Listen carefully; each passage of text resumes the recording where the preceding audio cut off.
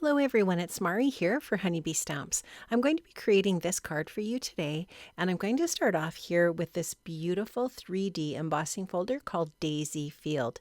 This is just so stunning, and I love that it actually coordinates nicely with the delicate Daisy A2 cover plate top.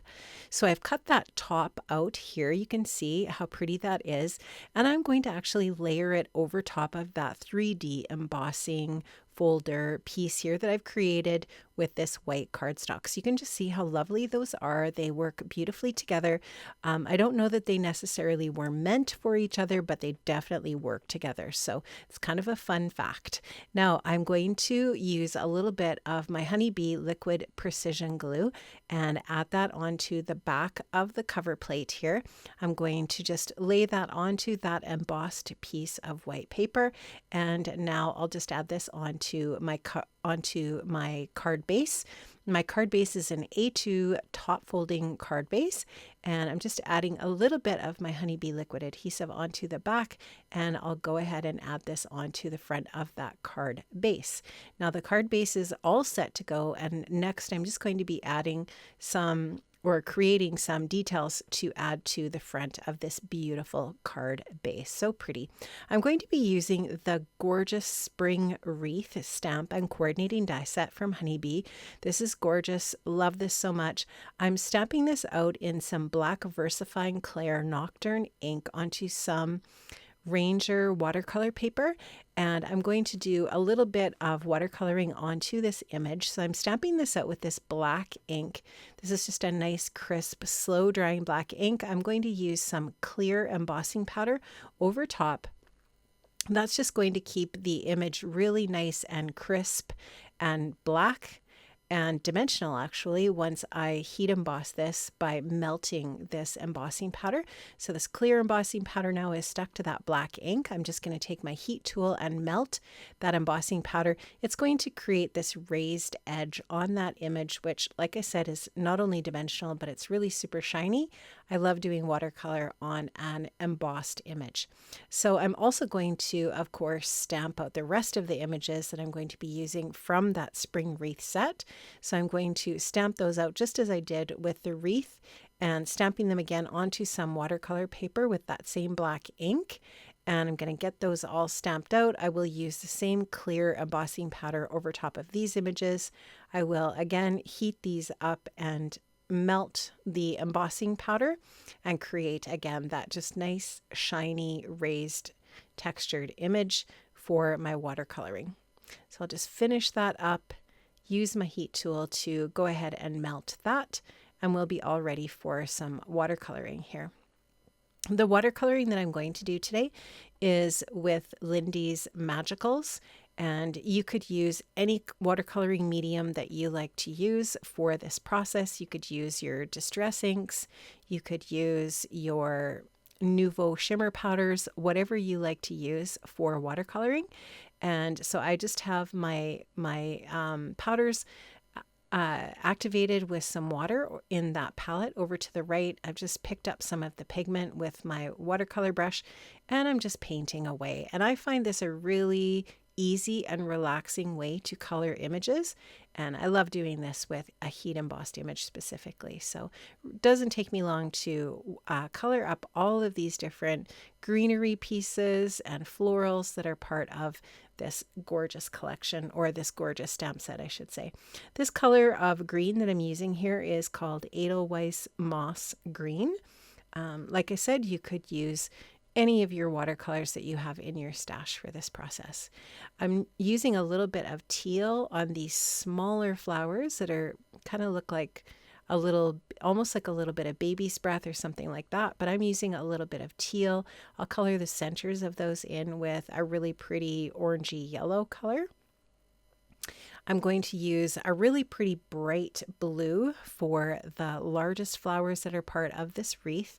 And I really love that pop of that deep blue. I think it's really pretty. This particular color is called Delphinium Turquoise, and the teal that I used is called Time Travel Teal. The yellow that I'm using is called California Poppy Gold. but you could use literally any of the coloring mediums that you have if you wanted to use the same color palette. I really like combining blue, green, and yellow and teal together in a specific piece, just because I think it just looks, it's a really stunning color palette together. I think the colors really complement each other. And so I really like using that color combo. It's definitely a go-to color combo for me for sure. So I'm just going to go ahead and finish this up with that blue.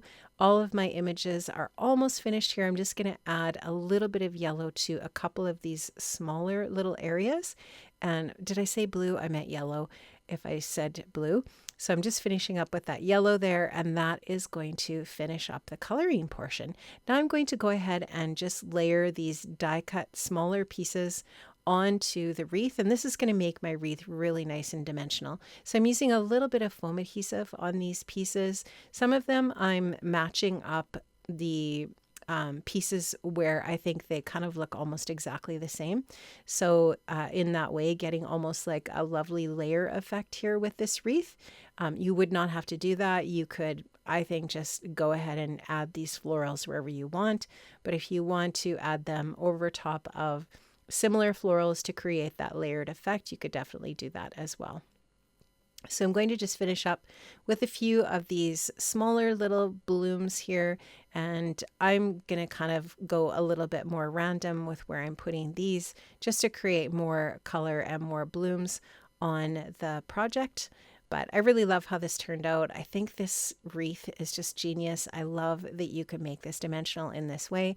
I think it's really fun, and there's so many different ways that you could color this. You can use any of your favorite go-to coloring techniques to color this in.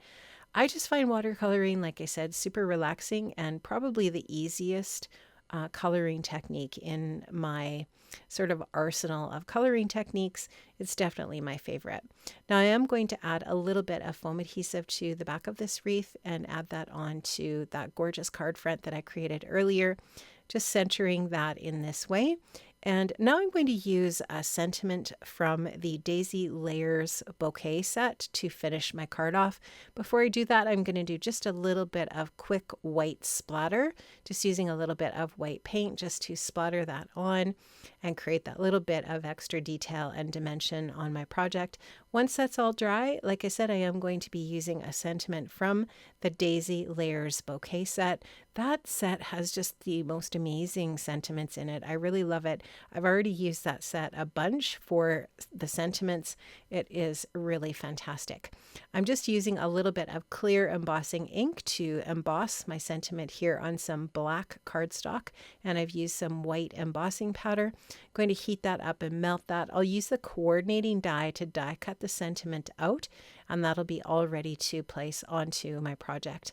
I'm going to use a little bit of foam adhesive on the back of that black cardstock sentiment just to pop it up and give it a little bit of dimension on my wreath when I go ahead and add this on there.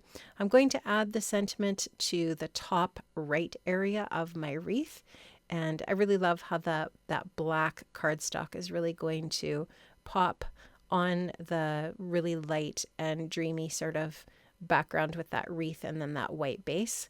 So I'm just pressing that down, and I'll take the release paper off, and then that'll be ready to add onto my project. I'll just grab my my reverse tweezers here to help me place this onto the wreath so that it's as straight as I can possibly get that and position that just where I want it on my project.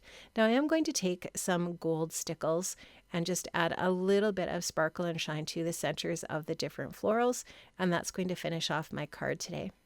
I did link up, friends, in the description box below the video to all of the different products that I've used to create my project. So if you just click the show more section underneath the video, you'll be able to see the links to all of these different products in the Honeybee shop. So I hope you enjoyed my video today. I hope you were inspired. I absolutely love the Simply Spring collection from Honeybee Stamps. I think it's stunning, and I just love working with these products. Have an amazing day, friends. I hope to see you soon. Take care. Stay well. Bye-bye.